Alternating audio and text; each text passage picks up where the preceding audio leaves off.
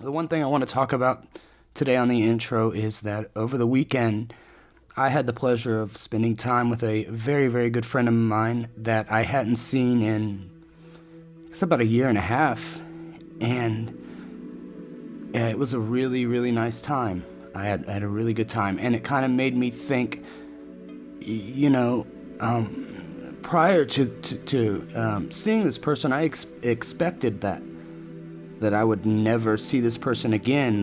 That was a high possibility, and I wondered, how many other people in my life, even though they're my friends or whatever, is the last time that I'm gonna see them. And I wonder, how many people in everybody's life that, not because that somebody's gonna die suddenly or just whatever, just because of where life takes people. That,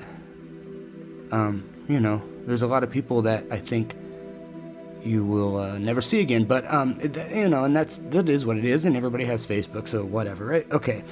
But I thought then, upon seeing this person again, I thought, well, this could be the last time potentially that I ever see them. So, make it worth it. And it's not like you don't want to be too morbid about it. You don't want to let that sort of bleed in, but you kind of want to, take advantage. So we talked into the night, until I couldn't even keep my eyes open anymore. But it was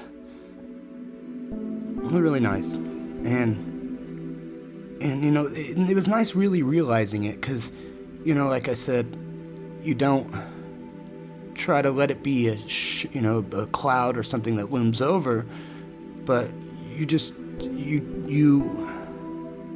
you take advantage of everything, and you make it count or whatever, like, and you really are listening. And that's really, really odd. I just wanted to make note of that, because I think not very many times in my life am I super aware and trying to be fully conscious of what exactly is taking place on the real. But anyway, it's realizing that, and then so doing all that, and I also remember thinking that, like, this person's one of, like, my favorite people, like, of all time, like one of my favorite people, and one of those people who when they kind of come along, before they come back or whatnot, you're doing fine, everything's good, and their presence and their being, it just makes you feel that much better. And when they go, you feel for a moment like that part of you is missing or whatever, or part of your joy is gone, even though you were completely fine and fulfilled just a day ago or whatever, and now you feel devoid of something.